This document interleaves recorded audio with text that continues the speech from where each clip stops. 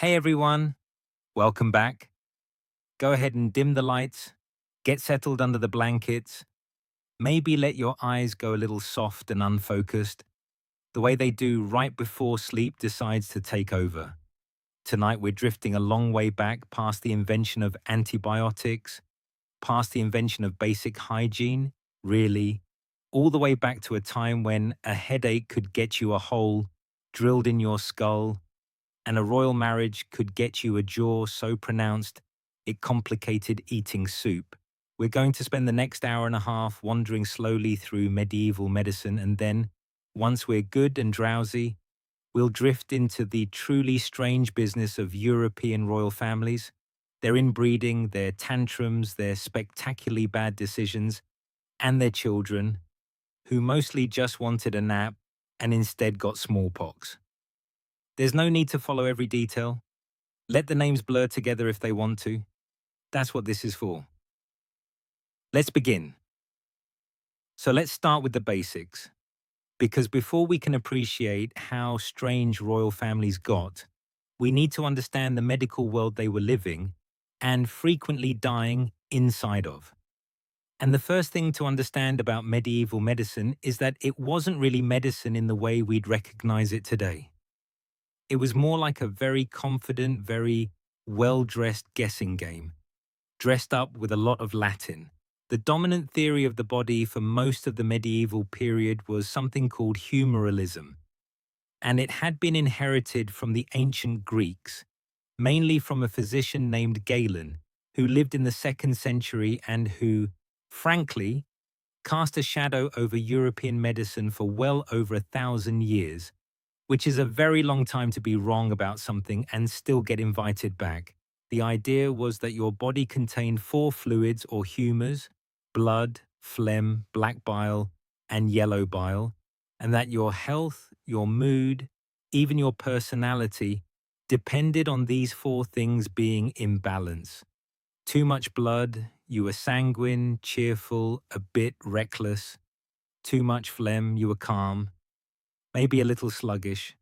Too much yellow bile, you were irritable, quick to anger. Too much black bile, you were melancholic, prone to brooding by windows. It's a tidy little system. It explains everything. It also happens to be almost entirely fictional, which nobody involved seemed particularly concerned about at the time. Now, if you were sick, medieval doctors reasoned that your humors were out of balance, and so treatment generally involved trying to nudge them back into line. And the most popular way to do that, the real workhorse of medieval medicine, was bloodletting. If you had too much blood, or if your illness was even vaguely blood adjacent, which somehow covered a startling number of ailments, the solution was to simply remove some blood from your body, sometimes with a small blade called a lancet, sometimes, more famously, with leeches, which were considered a gentler, more controllable method, since the leech would simply stop drinking once it was full, which is more self-restraint than most of the doctors managed. Bloodletting was used for headaches, fevers, gout, plague, mental illness, and just general malaise, which meant that a truly staggering percentage of the medieval population walked around slightly anemic on top of whatever was actually wrong with them.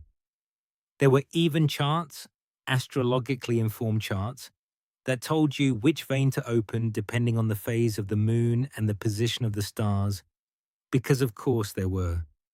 Medieval medicine and astrology were basically holding hands the entire time.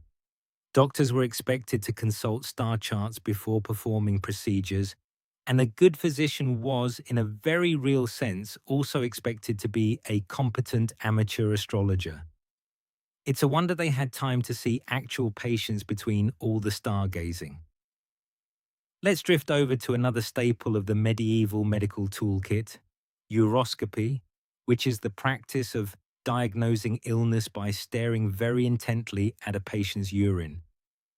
Physicians developed elaborate color charts, sometimes with 20 different shades, ranging from pale straw to deep black. and each shade was thought to correspond to a different ailment or humoral imbalance. A physician holding up a flask of urine to the light, squinting thoughtfully, became such a recognizable image of medical authority that it shows up constantly in medieval art. It was basically the stethoscope of its day, except instead of listening to your heart, they were just looking really hard at your bodily fluids and nodding. And look, to be fair, some of what medieval doctors did wasn't entirely without merit. Herbal remedies, for instance, occasionally worked in the sense that some plants genuinely do have medicinal properties, and monasteries in particular kept detailed gardens and records of which herbs helped with which ailments. Willow bark, for example, contains a compound related to aspirin, and it really was used to treat pain and fever centuries before anyone isolated the actual chemical involved. So it wasn't all leeches and star charts. Some of it was just accidentally correct folk pharmacology passed down and refined over generations, mixed in with an enormous amount of nonsense about goat dung and moonlight. Surgery, meanwhile, was its own special category of medieval unpleasantness, and it was mostly not performed by physicians at all, but by barber-surgeons, a profession that combined haircuts, tooth extraction, and amputation under one very busy roof.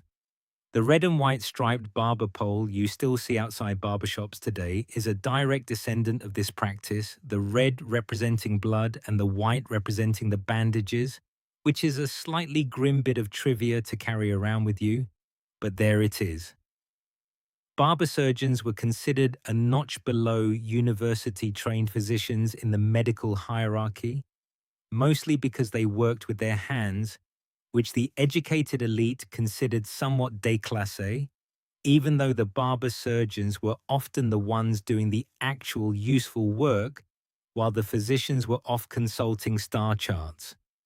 Anesthesia, as you might expect, was extremely limited.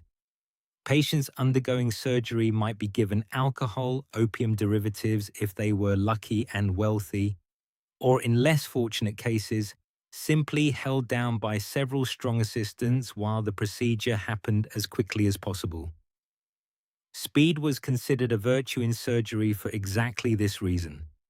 A surgeon who could amputate a limb in under a minute was genuinely prized, not for elegance, but for mercy, since a fast surgeon meant less time in unbearable pain. It's a low bar, but it was the bar they had.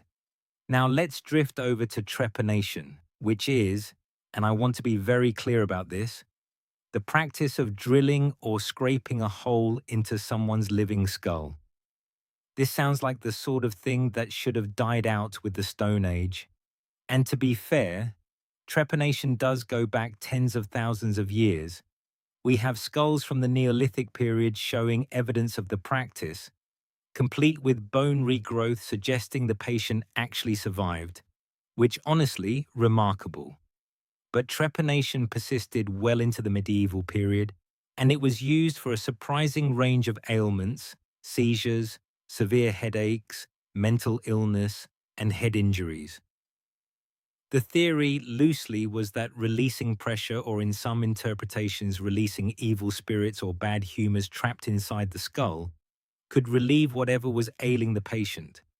Occasionally, for genuine skull fractures with actual pressure buildup, this may have had a real, if extremely dangerous, medical logic to it. For a headache, it did not. Let's talk about the Black Death for a moment, because if you want a snapshot of medieval medicine, at both its most desperate and its most inventive, the plague years are it.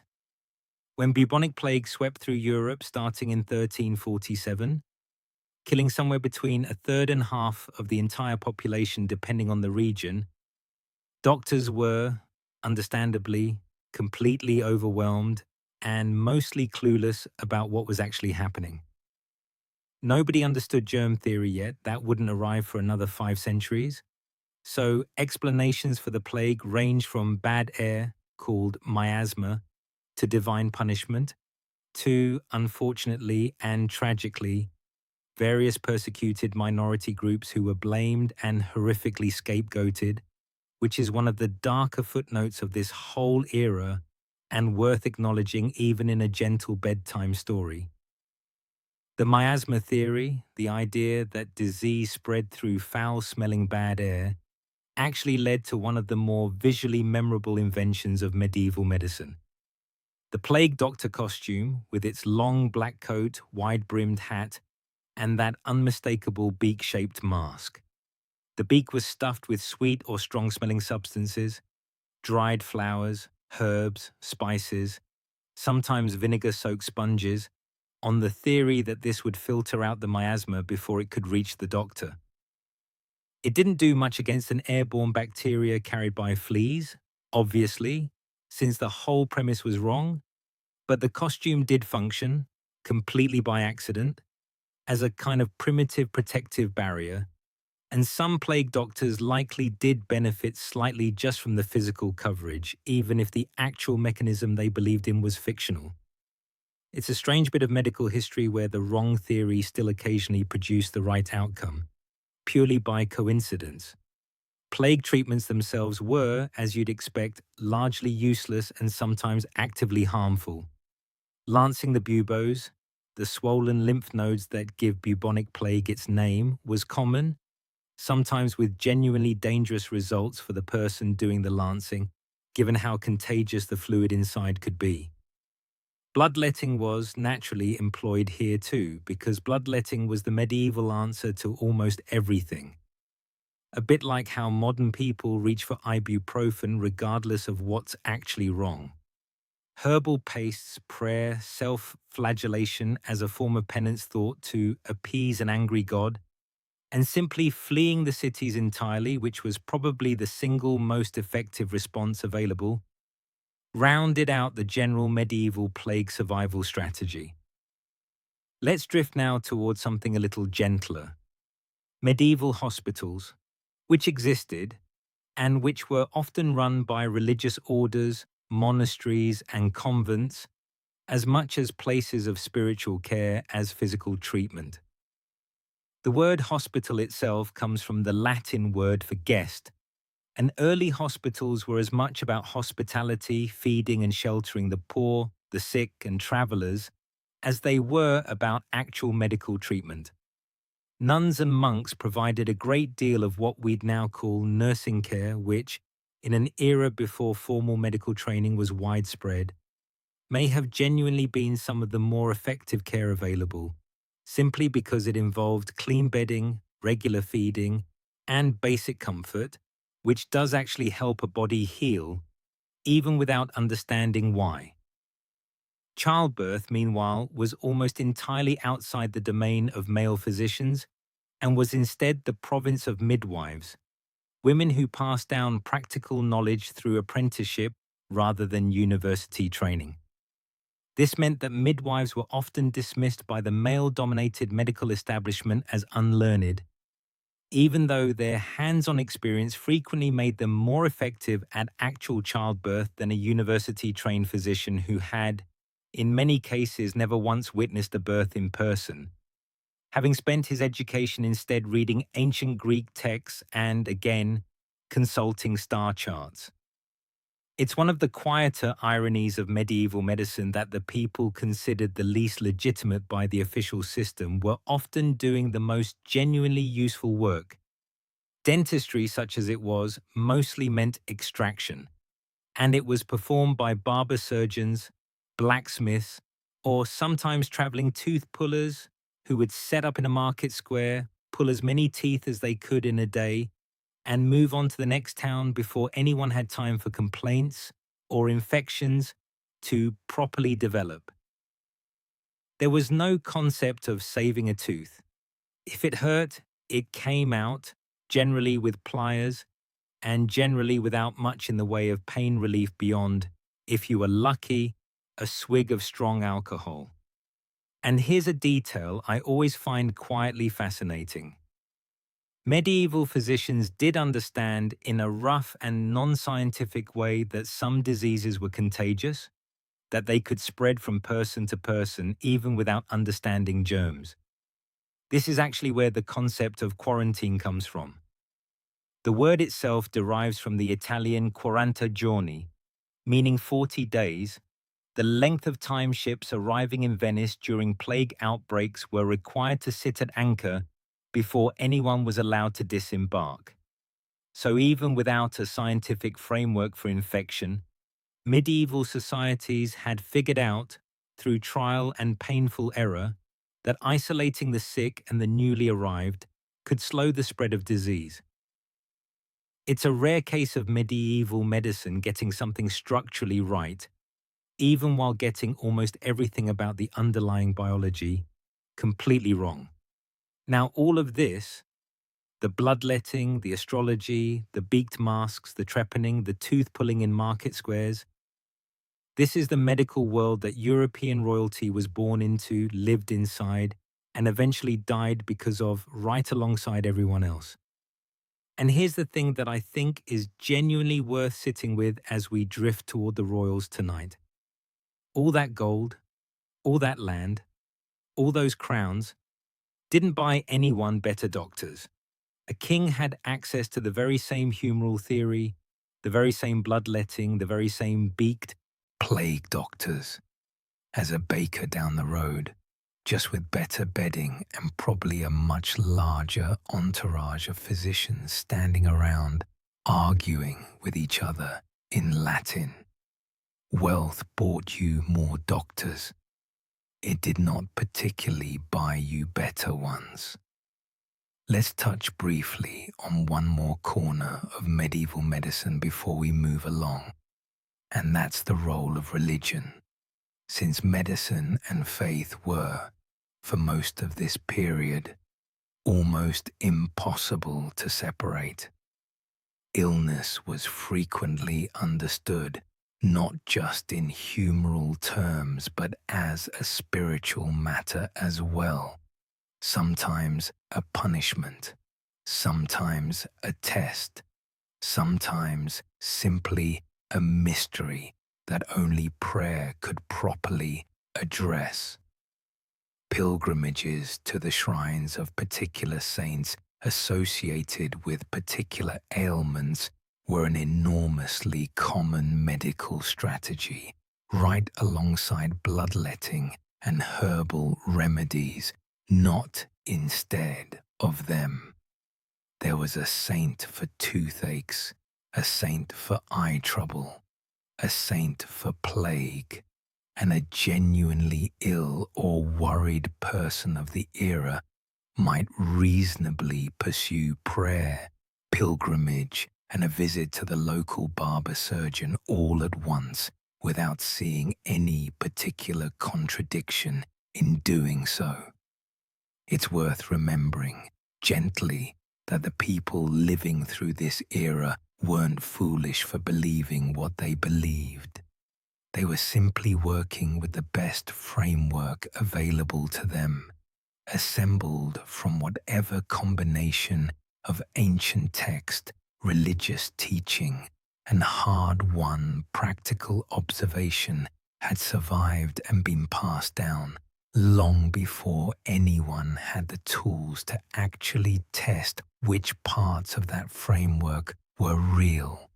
And it's worth pausing here, because this really is the hinge point of tonight's story. Because for royal families in particular, there was one very specific medical problem that no amount of leeches or star charts could fix, and no amount of gold could buy their way out of. And that was the problem they created for themselves, generation after generation, entirely on purpose. The problem of marrying their own relatives, repeatedly, deliberately, for reasons of political convenience, until entire bloodlines began to genuinely fall apart from the inside.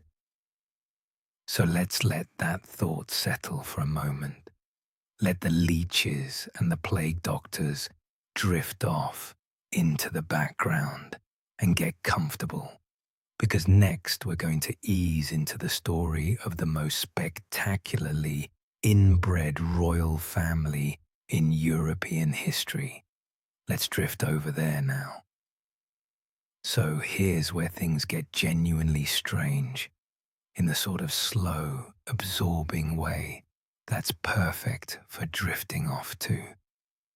Let's talk about the Habsburgs, a dynasty that ruled over enormous portions of Europe for centuries, and that also, through a truly dedicated, generations-long commitment to marrying first cousins, uncles, nieces, and various other close relations, managed to essentially breed themselves into biological catastrophe. Naturally, they did this on purpose. It wasn't an accident. It was a strategy. The Habsburg strategy, in broad terms, was this: rather than risk losing territory, wealth, or influence by marrying into other families and diluting the bloodline, or worse, having territory passed to some other dynasty entirely, the Habsburgs increasingly chose to marry each other. Cousins married cousins. Uncles married nieces. It kept the family fortune quite literally. In the family, there was even a bit of a family motto floating around: let others wage war, you happy Austria marry, which sounds charming until you realize what marry ended up actually meaning in practice for several generations running. For a while, this strategy sort of worked, in the narrow sense that it did keep territory consolidated.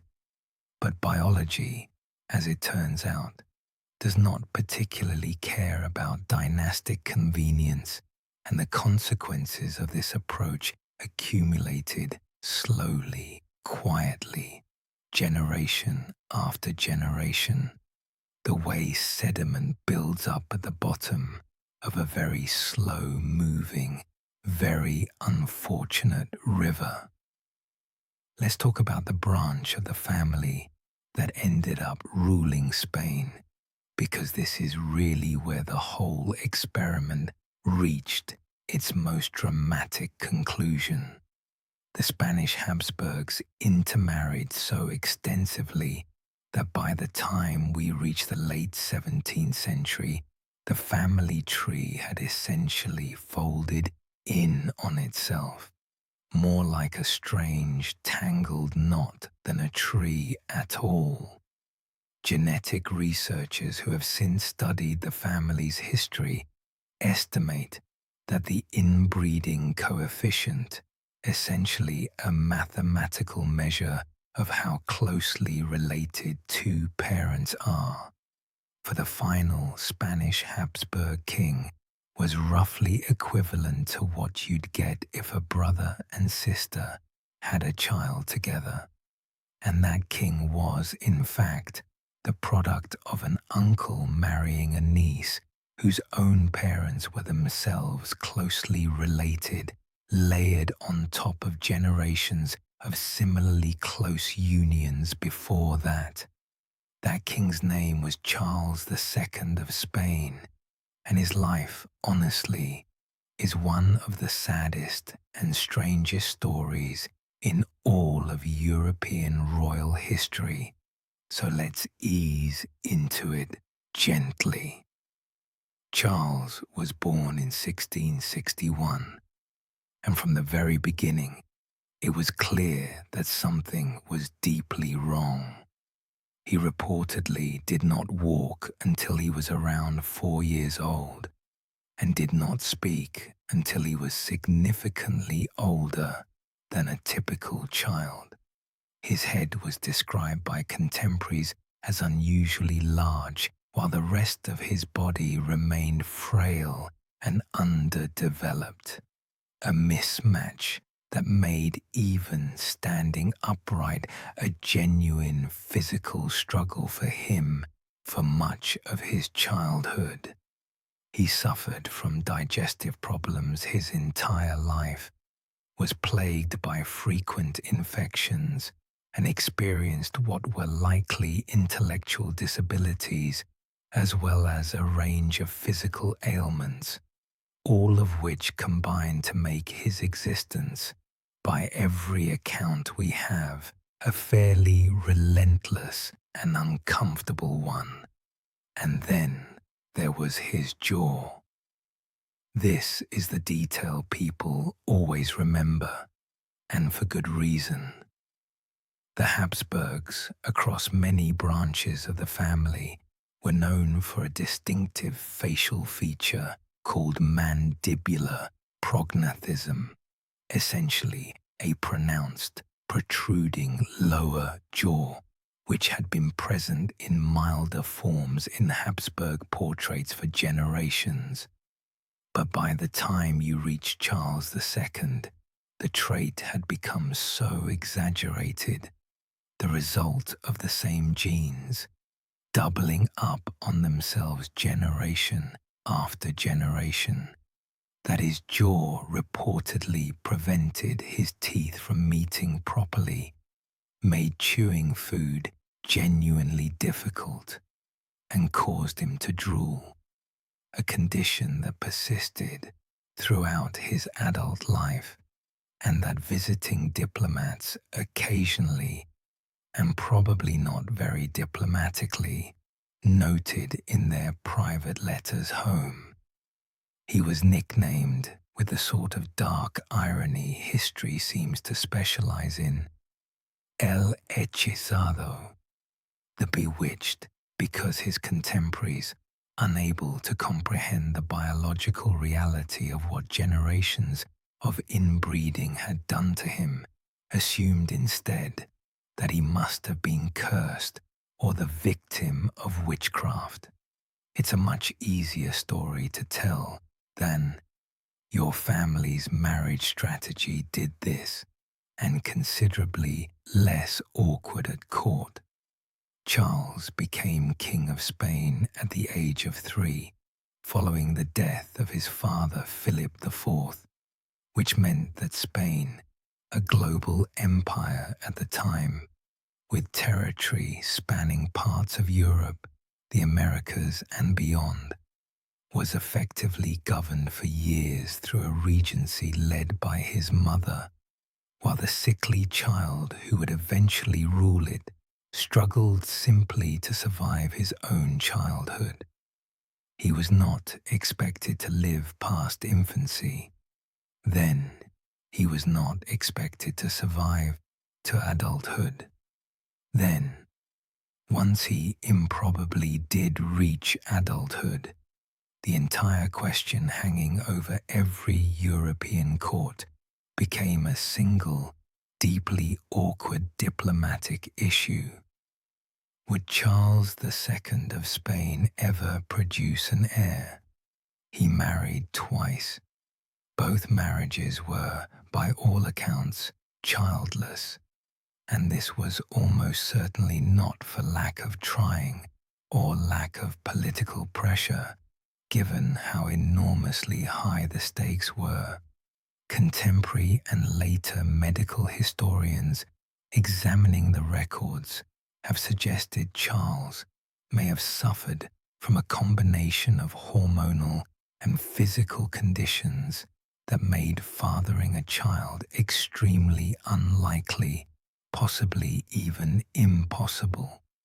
Conditions that were, once again, plausibly linked to the extraordinary degree of inbreeding in his ancestry. Meanwhile, Charles's own health continued to decline throughout his life. He suffered from what sound like seizures, was described as being prematurely aged well before his time, struggled with mobility, and appears, from surviving accounts, to have experienced significant cognitive difficulties as well, all of which made him, by most descriptions, dependent on others for basic governance and often for basic care. Let's drift gently sideways for a moment, because I think it's worth pausing on something here. Charles II wasn't cruel. He wasn't a tyrant. Reading through the historical accounts, what comes through most clearly is just how much of his life was shaped by physical suffering that nobody around him fully understood, dressed up in enormous royal ceremony, surrounded by advisors and courtiers who spent decades essentially fighting over what would happen to his empire the moment he finally died, which, given his health, everyone assumed would be sooner rather than later. There's something genuinely sad about that. A person whose entire adult existence became defined publicly and diplomatically by the question of his own mortality and his failure to reproduce, discussed in ambassadors' letters across the continent like a piece of political weather to be forecast.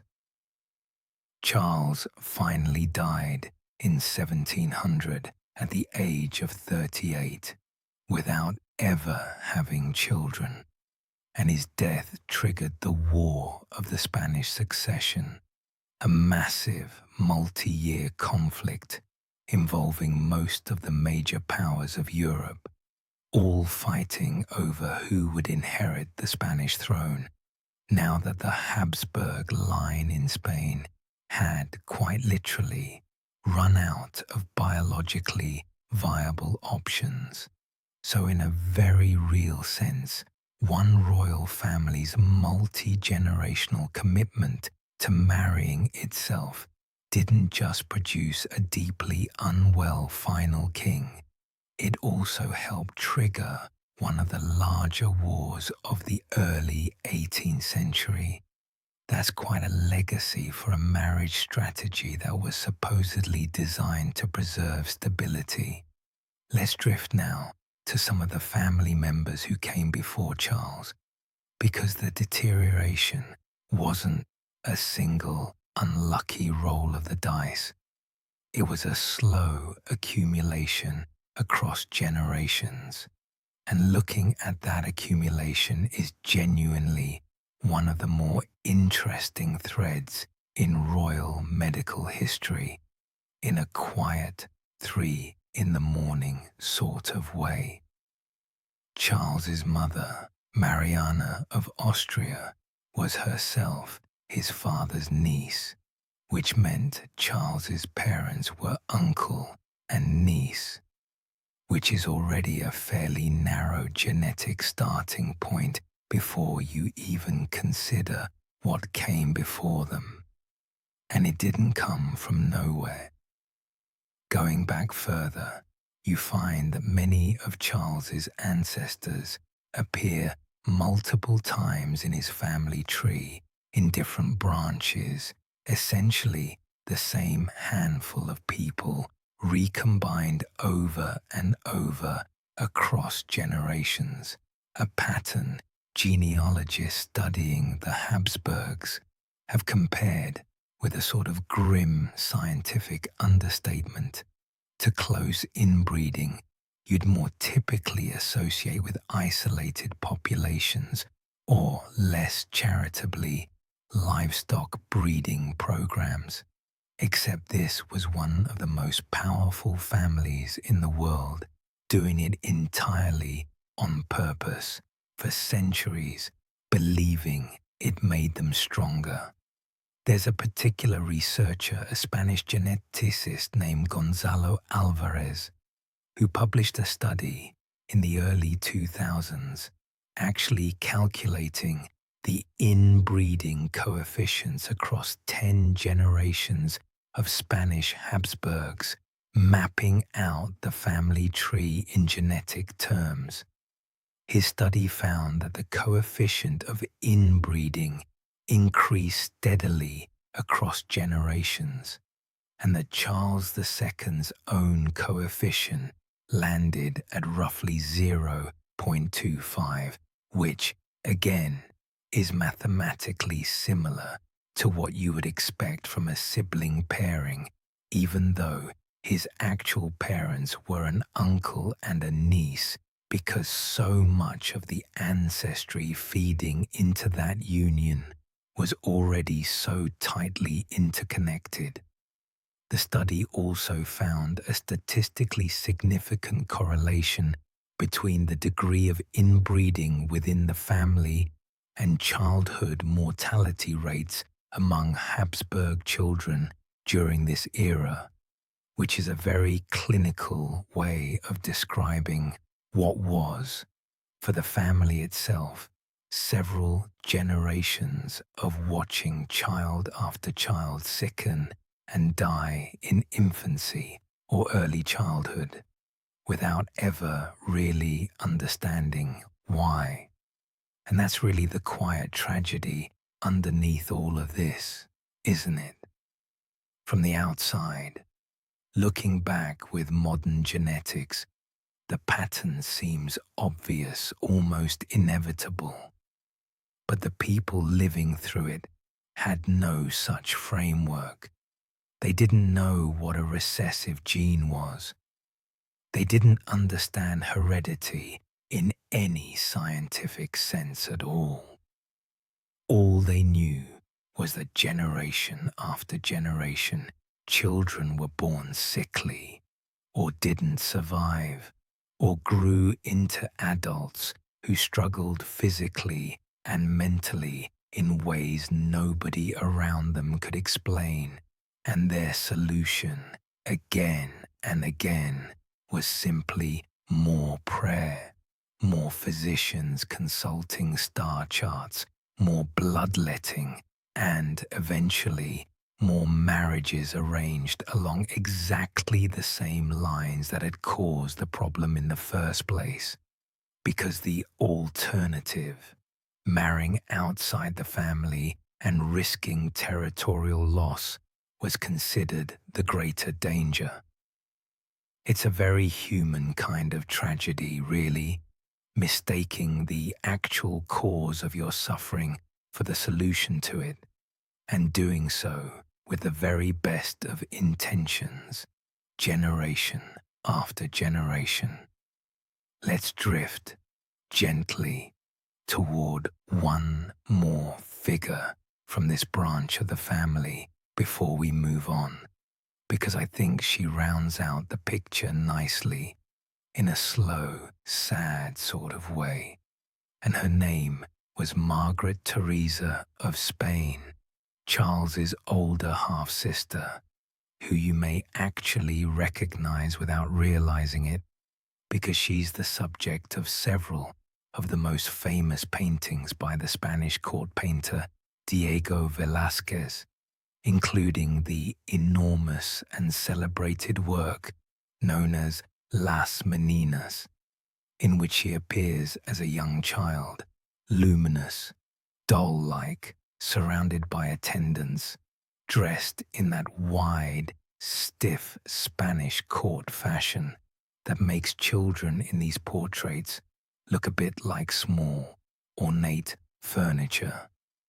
She was, by most accounts, a genuinely charming and lively child, and she was, like so many royal children of her era, essentially a diplomatic instrument from the moment she was born, eventually married off to her own uncle, Leopold I, Holy Roman Emperor, continuing the same pattern the family had followed for generations.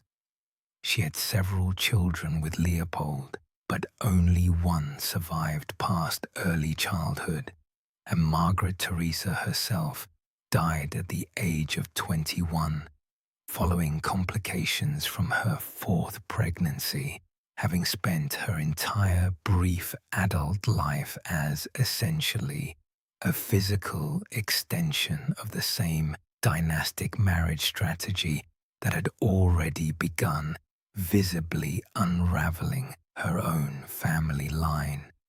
It's worth sitting with that portrait for a moment if you've ever seen it. That luminous little girl in Velázquez's painting and what actually became of her life, because it's a very quiet, very human sort of sadness, tucked inside what most people just remember as one of the most beautiful paintings in Western art history. Let's take a soft breath here. Let the Spanish court fade a little into the background, and in the next part, we'll drift over to some of the other branches of this same tangled family, because the Spanish Habsburgs weren't the only ones playing this particular genetic game, not by a long shot. Let's ease back into it before we leave the Habsburgs entirely, and we will leave them eventually, I promise. There's more of this strange, sprawling family worth wandering through, because the Austrian branch of the family, the one that continued on after the Spanish line, finally ran out of heirs, had its own long history of close intermarriage, and its own long list of physical and developmental struggles among its children, even if none of them ever quite reached the singular, almost mythic level of Charles II. One figure worth pausing on is Ferdinand I of Austria, who reigned in the 19th century, considerably later than most of what we've been discussing tonight, which just goes to show how long this particular family habit persisted. Ferdinand suffered from epilepsy, was described by contemporaries as having significant cognitive and developmental difficulties, and reportedly experienced dozens of seizures a day during periods of his life. He was, by most historical accounts, a kind and gentle man, well liked personally, despite, or perhaps in some ways because of, his very limited capacity to actually govern, and much of the real decision-making during his reign was handled by advisors and a council operating essentially around him rather than through him. There's a famous, probably slightly embellished story that when Ferdinand was once asked by a cook whether he'd like apricot dumplings or breaded veal cutlet for dinner, he grew so overwhelmed by the decision that he simply demanded both be served, and his supposed response, "I'm the emperor and I want dumplings," has become a bit of a folk legend in Austria, repeated with real affection. A small, gentle joke about a man whose life was otherwise shaped by conditions almost certainly connected to generations of close family intermarriage. Ferdinand abdicated in 1848 during a wave of revolution sweeping across Europe, and was succeeded by his nephew, Franz Joseph, who would go on to rule for an extraordinarily long 68 years, becoming one of the defining monarchs of the entire 19th century, and whose own family, incidentally, experienced its own long list of personal tragedies, which we'll gently touch on in a little while, once we've drifted a bit further along. Let's pause for a moment and drift sideways into the broader European picture, because it's worth remembering that the Habsburgs, while probably the most extreme and most thoroughly documented case, were absolutely not the only royal family playing this particular genetic game. Royal intermarriage across Europe was, for centuries, simply how the aristocratic and royal world operated. It kept alliances stable, kept territory and titles within tightly controlled circles, and reduced the number of outside families who might have a legitimate claim to a throne. The pool of acceptable marriage partners for any given prince or princess, meaning partners who were of sufficiently high rank, of the correct religion, and politically useful, was often extremely small, which meant that even families who weren't deliberately pursuing extremely close intermarriage the way the Habsburgs were still ended up, generation after generation, marrying increasingly distant but still meaningfully related cousins, simply because the acceptable dating pool, so to speak, for European royalty was so narrow to begin with. Queen Victoria of England, for instance, though she herself was reasonably healthy, carried a genetic condition, haemophilia, a blood disorder that prevents proper clotting, which she then passed on through her many children's marriages into royal families across Europe, including the Spanish, German, and Russian royal houses, earning her, rather grimly, the nickname the grandmother of Europe's bleeders among some historians, since haemophilia would go on to affect a number of her descendants, most famously her great-grandson Alexei, the son of the last Tsar of Russia, whose illness would go on to play a genuinely significant role in the political turmoil that eventually helped bring down the entire Russian monarchy. But that's a story for another, much longer night, and we'll let it drift past for now. Let's ease back toward the Habsburgs one more time, because there's a particularly sad and famous story from the later Austrian branch of the family worth including here, and it involves Franz Joseph's son, Crown Prince Rudolf. Rudolf was, by most accounts, an intelligent, sensitive, somewhat troubled young man who felt deeply stifled by the rigid formality of Habsburg court life and by an increasingly distant relationship with his father. In 1889, at the age of 30, Rudolf died in what became known as the Mayerling incident, in an apparent murder-suicide alongside his young mistress at a hunting lodge outside Vienna. The court did its best to suppress and obscure the details at the time, releasing various conflicting official explanations.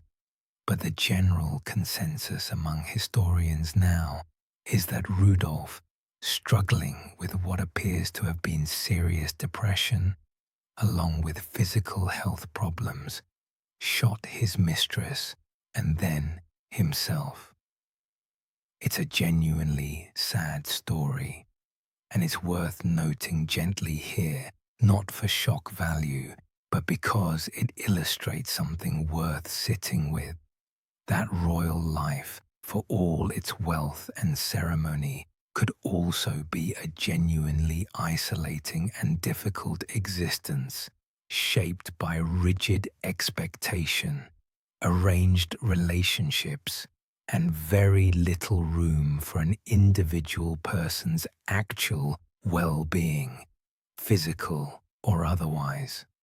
Rudolf's death, without a direct male heir to succeed him, would eventually help set the stage decades later for his nephew Franz Ferdinand to become heir to the Austro-Hungarian throne. And we all know, in the quiet, drowsy corner of our minds where world history lives, roughly how that particular story ends in Sarajevo in the summer of 1914. But we won't go there tonight. Tonight we're staying gentle, staying slow, staying with the family drama rather than the war. Let's drift, instead, toward a slightly different angle on all of this. The sheer number of what we might gently call spare royal children throughout European history, children who were never expected or even particularly wanted to rule, but who existed anyway as backup heirs, as marriage pawns, as insurance against the very high rates of childhood and young adult mortality that plagued even the wealthiest families of the era, inbreeding aside. Infant and child mortality in general was extraordinarily high throughout the medieval and early modern periods, for everyone, rich or poor, since it had far more to do with the general state of medical knowledge we discussed earlier, the leeches and the humoral theory and the lack of any real understanding of infection, than it did specifically with any individual family's marriage choices. Even reasonably healthy, non-inbred royal families frequently lost half or more of their children before adulthood, simply because the medical tools of the era were, as we've established, almost entirely useless against serious childhood illness. This meant that royal families across Europe developed a kind of grim, practical habit of simply having as many children as possible, treating each birth less as a singular joyful event, though it likely was that too on some personal level, and more as a kind of biological insurance policy against the very real likelihood that several, sometimes most, of those children would not survive to adulthood. Queen Anne of Great Britain, reigning in the early 18th century, is one of the more heartbreaking examples of this pattern in action. She was pregnant at least 17 times over the course of her marriage to Prince George of Denmark, and not a single one of her children survived her. Her longest surviving child, a son named William, Duke of Gloucester, who suffered from hydrocephalus, water on the brain, along with a range of other health complications, made it to the age of 11 before dying, and his death effectively ended the direct Stuart line of succession to the British throne, eventually leading to the crown passing to a distant German relative, the Elector of Hanover, in 1714, which is how Britain ended up, rather improbably, with a German royal family for the next 2 centuries. Anne's own life, by the way, was one of near constant physical suffering. She battled poor health, likely a form of lupus based on later medical analysis of her symptoms, along with gout so severe she often had to be carried in a chair, and she died at only 49, having spent nearly her entire adult life either pregnant, recovering from a pregnancy loss, or managing chronic illness, all while also, somehow, ruling a kingdom. Let's drift, gently, toward the Portuguese branch of the family for a moment too, since it's often overlooked next to its more famous Spanish cousins. but it followed an almost identical pattern, with the Portuguese and Spanish royal houses intermarrying so frequently across the 16th and 17th centuries that the two family trees became, in places, essentially indistinguishable from one another. This is part of why, when historians talk about the Spanish Habsburgs, the story often quietly includes Portuguese ancestry as well, since the same small handful of closely related individuals kept reappearing across both branches, generation after generation, like the same few actors being recast again and again in slightly different royal costumes. And let's not forget Juana of Castile, known to history rather unkindly as Juana la Loca, Joanna the Mad, an earlier Spanish queen from the generation just before this pattern of extreme intermarriage really took hold. Juana's story is genuinely one of the sadder ones in this whole saga, and it's worth including gently here because it illustrates something important. Not every instance of a royal being labeled mad by history was necessarily a matter of inherited illness. Juana, by many modern historical reassessments, may have suffered less from any inherent mental illness and more from severe, prolonged grief following the death of her husband, Philip the Handsome, combined with a political situation in which her own father and later her son had very strong incentives to have her declared unfit to rule, since doing so conveniently allowed them to govern in her place. She was kept confined for decades, essentially as a political prisoner dressed up as a medical patient, which is a genuinely unsettling reminder that the line between royal madness and politically convenient royal madness wasn't always a clean one, and that women in these dynasties were often especially vulnerable to having their own reputations quietly rewritten by whichever male relative stood to benefit most from the story. Let's slow down here. Let this part settle and gently drift toward our next stop, which will take us slightly away from bloodlines and into the realm of pure royal pettiness, tantrums, and truly baffling decision-making. Because inbreeding, as strange and sad as it was, is really only half the story of European royal dysfunction. The other half is just personality. Let's drift there next. All right, let's shift gears gently, staying slow, staying low, but moving away from genetics for a while and into the much wider, much more entertaining category of royals who were simply, deeply, wonderfully petty. Money and power, it turns out, do not particularly improve a person's temperament.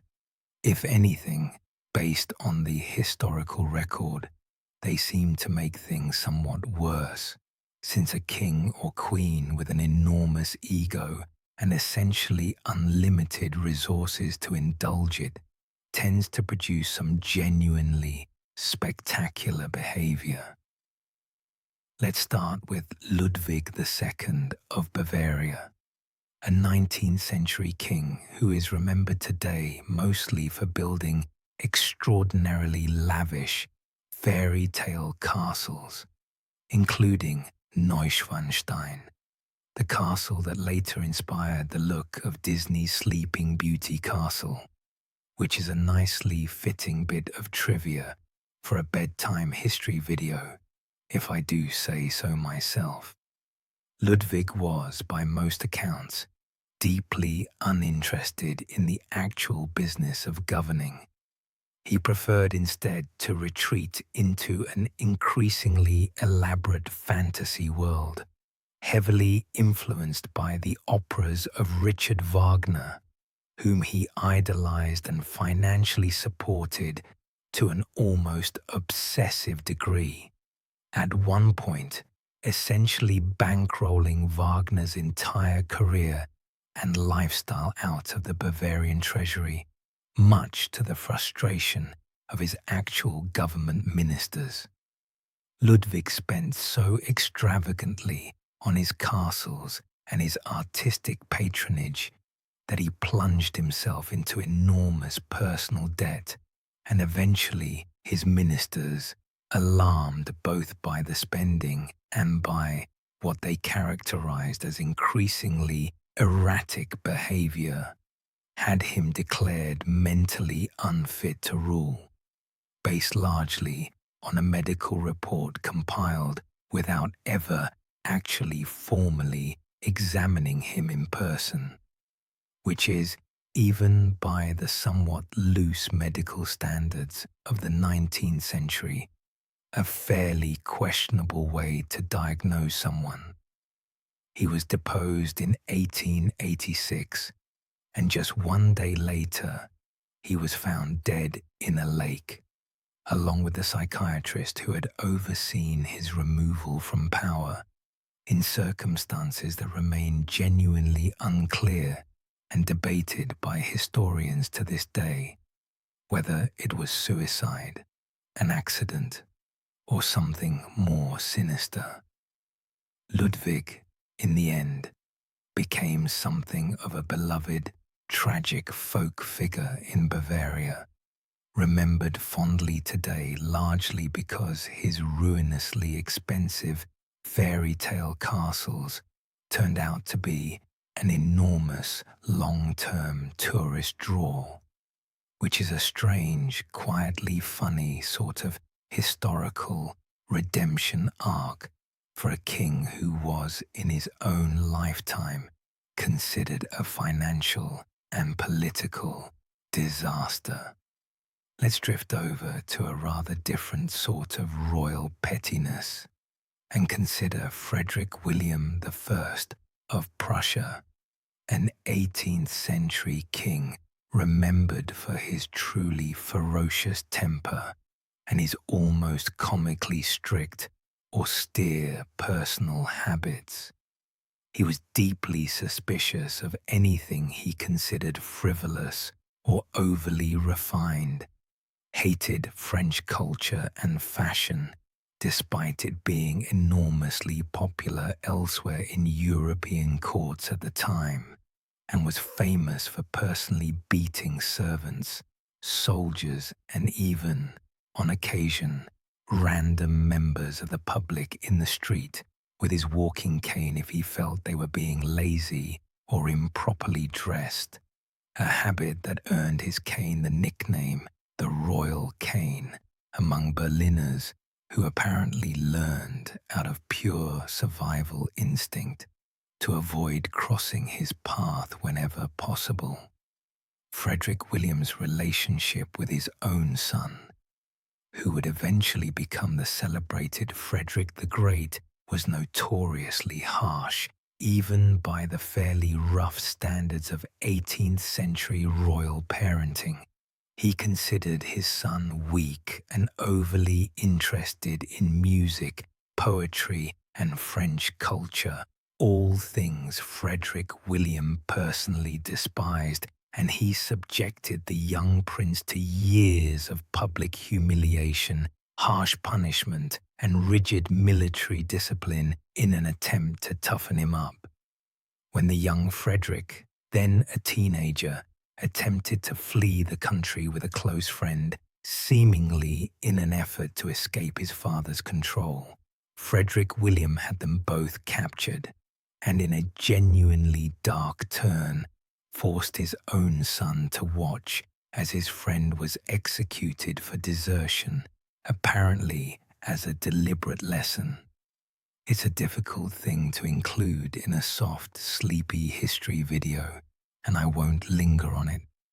But it's an important reminder that royal pettiness could tip fairly easily into real and lasting cruelty, and that the line between eccentric royal parenting and genuine trauma was, in many of these stories, an extremely thin one.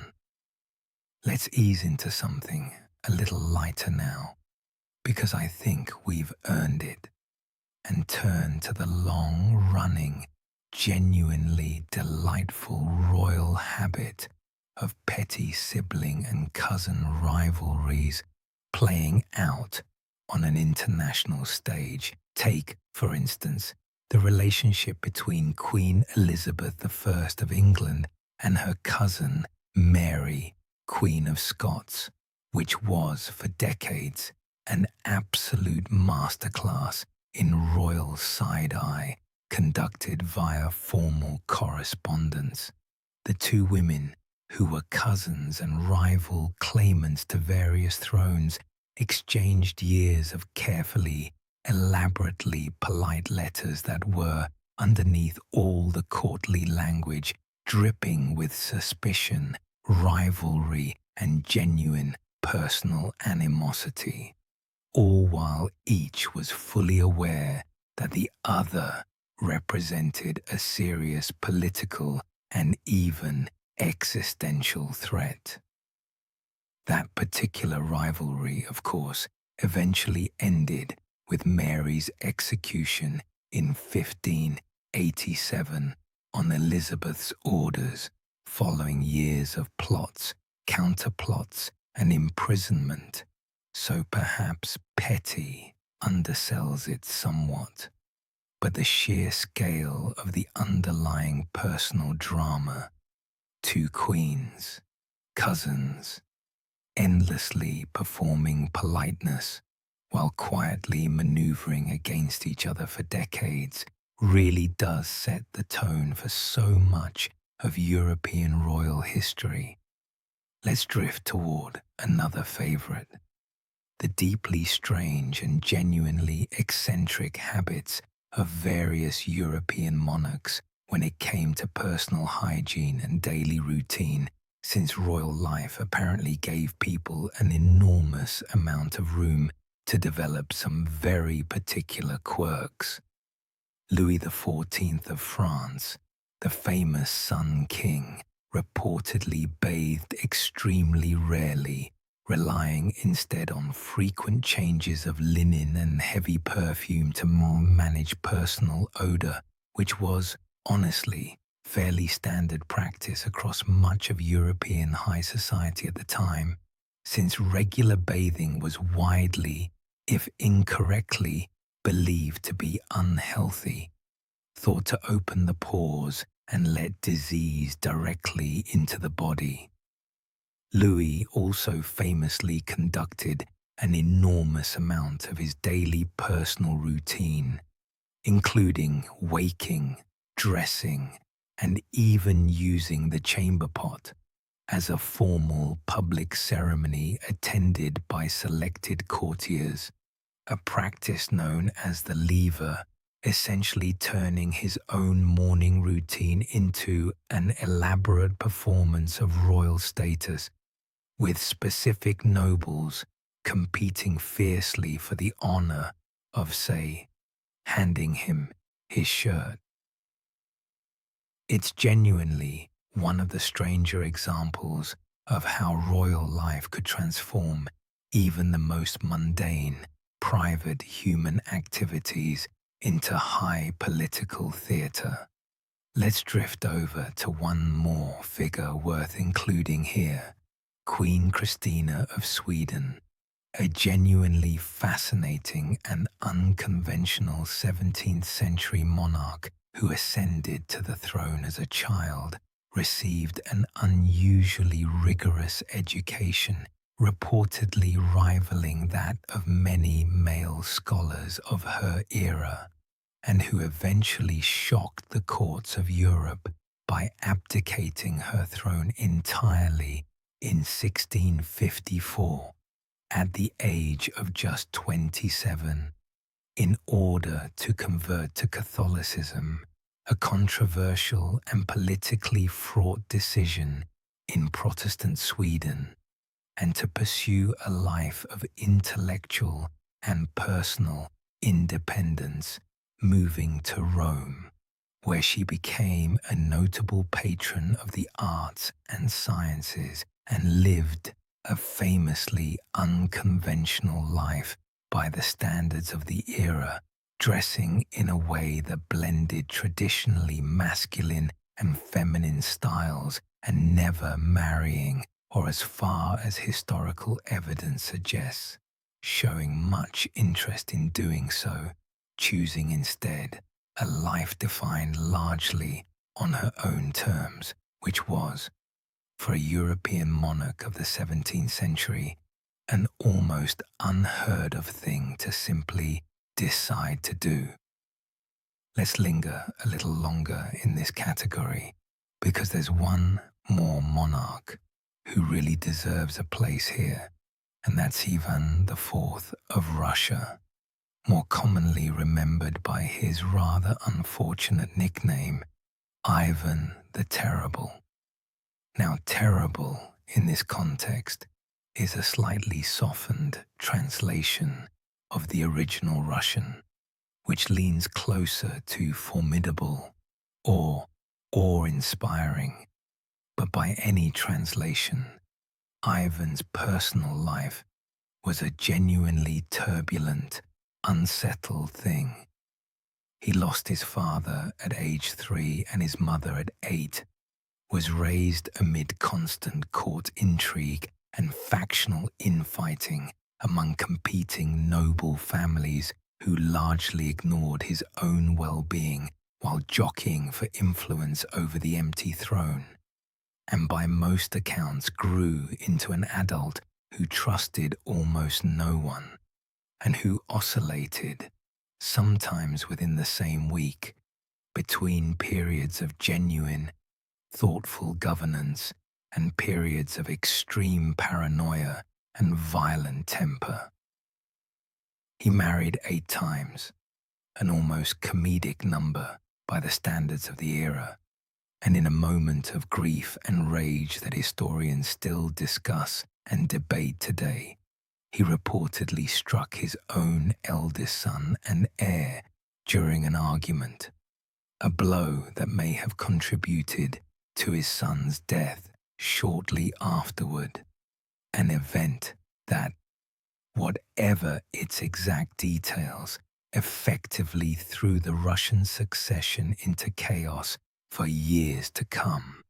It's a genuinely sad, complicated story, less about petty royal quirks and more about what constant instability and isolation can do to a person handed absolute power at a very young age, but it fits in its own dark way into tonight's theme of royal households quietly falling apart from the inside.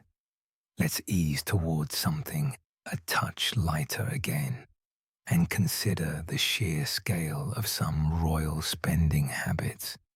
Because if there's one consistent thread running through European monarchy across the centuries, it's an almost total disconnect between personal spending and any realistic sense of a national budget.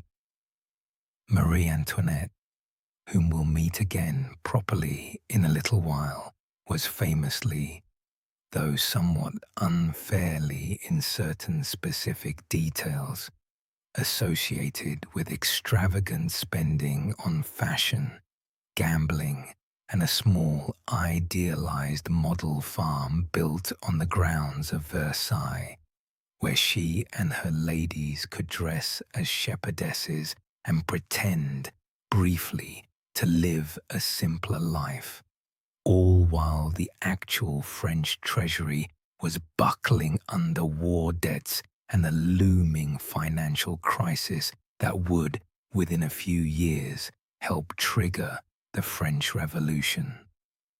It's a strange, almost theatrical kind of irony. A queen playing at rustic simplicity in a custom-built pretend village, while genuine rural poverty across the rest of the country was becoming one of the central grievances driving the country toward collapse.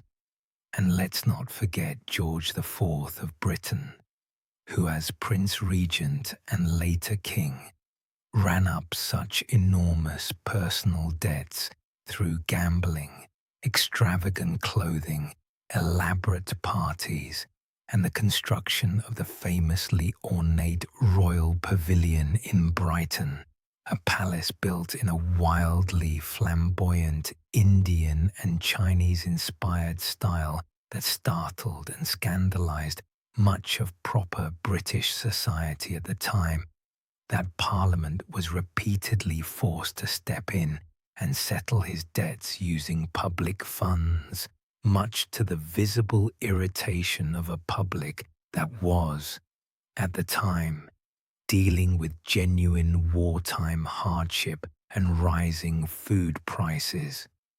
George was, by most contemporary accounts, deeply vain, obsessed with his own appearance well past the point his physique could reasonably support it, and was widely mocked in the satirical press of the era, caricatured relentlessly as a bloated, self-indulgent figure, which, to be fair to the cartoonists, appears to have been a fairly accurate depiction.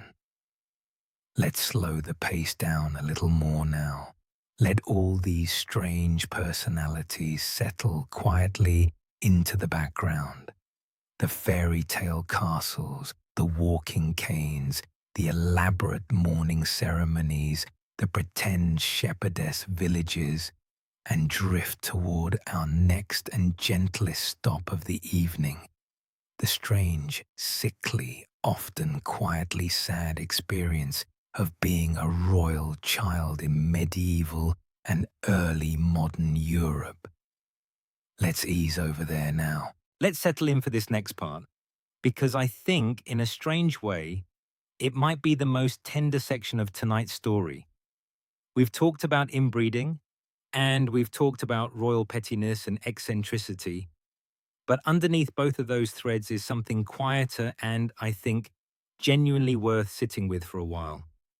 What it actually meant, in practical daily terms, to be a royal child in this era.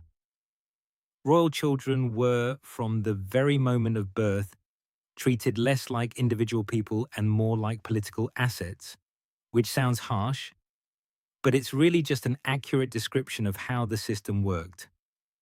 A royal birth was rarely a private family event. It was frequently a witnessed, semi-public occasion, with courtiers and officials present specifically to confirm that the child being presented really was the one who had just been born, a precaution against the once genuinely feared possibility of a switched or smuggled infant altering the line of succession. Imagine that, for a moment, as your very first experience of the world, not a quiet room with your parents, but a formal chamber full of officials watching, verifying, already thinking ahead to what your existence means politically. From there, royal children were frequently raised largely by a rotating staff of nurses, governesses, and tutors, often seeing their actual parents only for brief formal visits, sometimes just once a day, sometimes considerably less often than that, depending on the family and the era. This wasn't considered neglectful by the standards of the time. It was simply how upper aristocratic and royal parenting generally worked.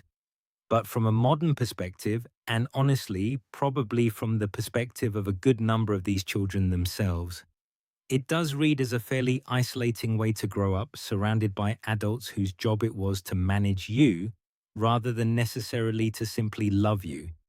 Even if genuine affection did, of course, still exist in many of these relationships. Royal children were also, from an extremely young age, often engaged or formally betrothed, sometimes literally in infancy, to other royal or noble children, entirely for political reasons, with no consideration whatsoever for the children's own future preferences, since the entire point was securing an alliance, not securing anyone's happiness.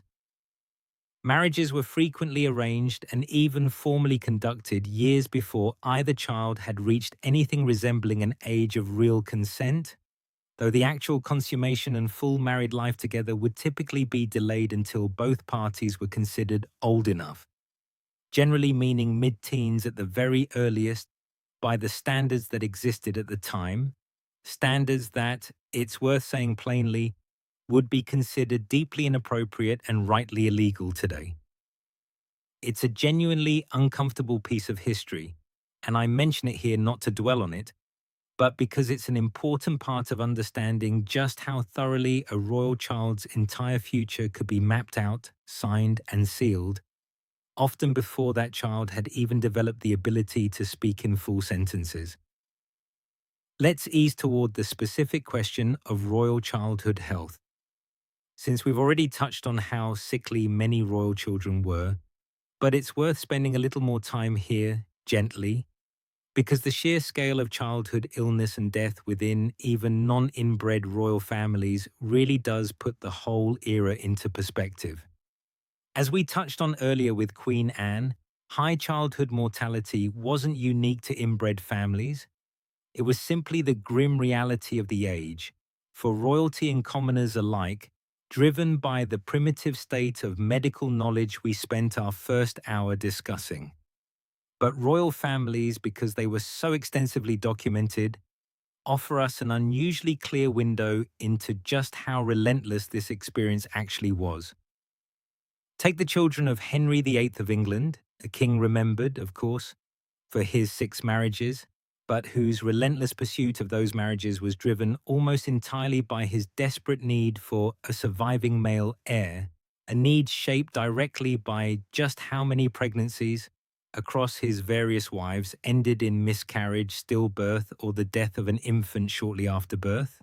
Only 3 of his children survived into adulthood: Mary, Elizabeth, and Edward, out of what was likely more than a dozen total pregnancies across his marriages, when you account for recorded miscarriages and stillbirths alongside the children who were born alive but didn't survive infancy. Edward himself, his only surviving son and the one he'd upended the entire religious landscape of England in pursuit of, was a sickly child from early on and died at just 15, likely from a combination of tuberculosis and other complications, having reigned for barely 6 years. Most of that time as a child, King governed largely through regents and advisors, much like poor Ferdinand of Austria centuries later. Let's drift gently toward the particular strangeness of royal childhood education, because it really was a study in extremes.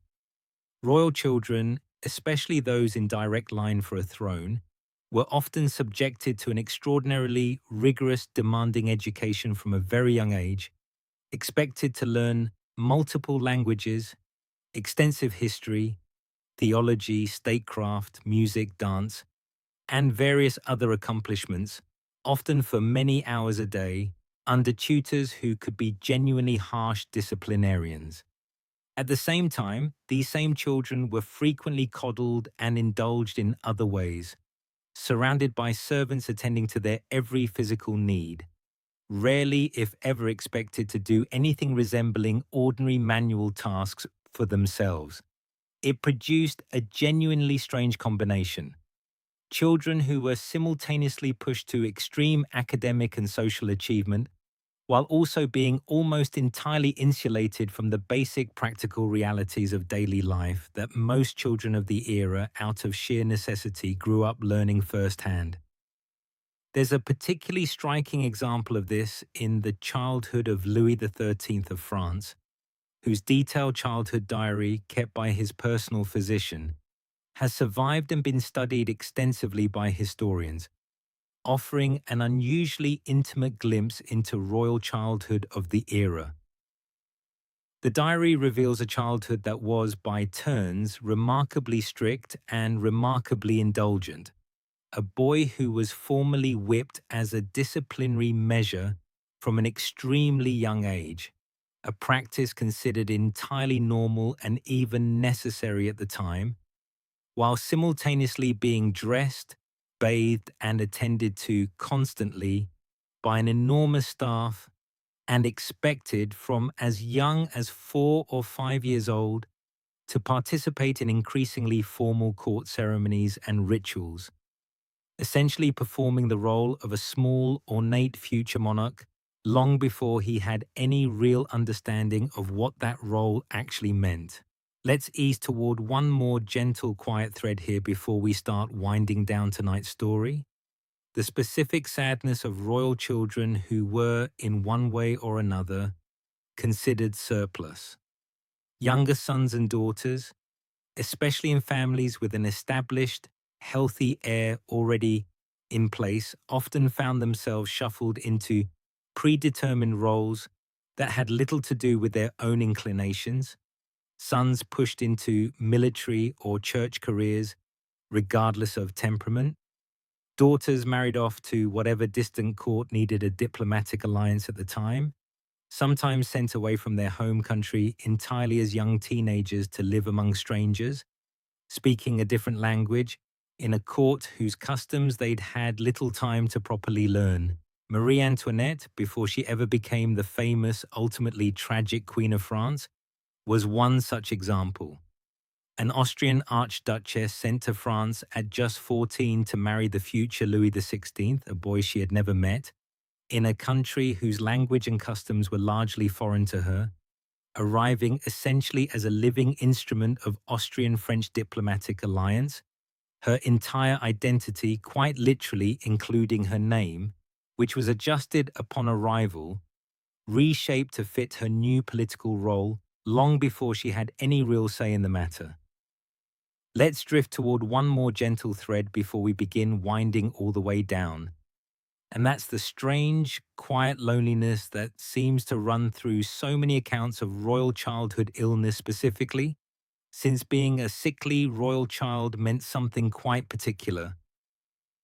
An ordinary sick child in this era might, at least, have the comfort of familiar surroundings and a parent nearby. A sickly royal child, by contrast, was often moved to separate, carefully controlled quarters the moment illness was suspected, attended by physicians performing the same bloodletting and uroscopy we discussed in our very first hour tonight, with visits from parents sometimes restricted out of fear of contagion, or simply out of the rigid formality that governed even moments of family crisis. There's something quietly poignant in reading through old court records and finding entries noting a child's fever, followed by careful documentation of which vein was opened and how much blood was drawn, rather than any real sense of comfort being offered at all. It's a reminder that even love, when it existed, however genuinely, in these families often had to express itself through the same rigid, formal, ultimately fairly useless medical framework we spent our first hour drifting through. The leeches and the star charts and the humoral theory applied just as uselessly to a frightened, feverish child as to anyone else. Let's slow all the way down now. Let this part rest gently because I think there's something worth carrying quietly into sleep tonight. Underneath all the strange jaws and elaborate castles and petty royal feuds we've wandered through this evening, for all their wealth, all their power, all their crowns and titles and portraits, so many of these royal lives, especially the childhoods, were shaped by forces almost entirely outside their own control. Arranged marriages, inherited illness, rigid expectation, relentless political calculation dressed up as parental care. It's easy, from a comfortable distance of a few centuries, to laugh gently at the strange jaws and the odd castles and the walking canes, and I think it's fine to laugh. A little, softly, the way we have been all evening. but there's a quiet human sadness running underneath almost all of it too. Generation after generation of children who never really got to just be children, in families who genuinely believed most of the time that they were doing right by their bloodline, even as that very belief, generation after generation, was slowly, unknowingly taking so much away from the people living inside it. Let's ease toward the end now gently, the way we've been drifting all evening. We've wandered a long way tonight from leeches and beaked plague doctors, through tangled Habsburg family trees, and a king whose own jaw prevented him from properly chewing his dinner, through fairy tale castles built entirely on borrowed money, through walking canes and royal bath water and small children performing statecraft in oversized formal clothes. It's a strange, sprawling, slow-moving kind of history, and maybe that's exactly why it makes for good company at the end of a long day. No real urgency to any of it anymore. Nothing left to resolve. Just centuries of very human strangeness settling quietly into the past. If your eyes have already drifted shut somewhere back around the second Habsburg jaw, that's exactly as it should be. There's nothing more to remember here, nothing to hold on to. Just let the names and the crowns and the strange little details blur softly together as you drift off. Thanks so much for spending this slow, sleepy hour and a half with me tonight. Rest well, and I'll see you next time, drifting back somewhere else in history.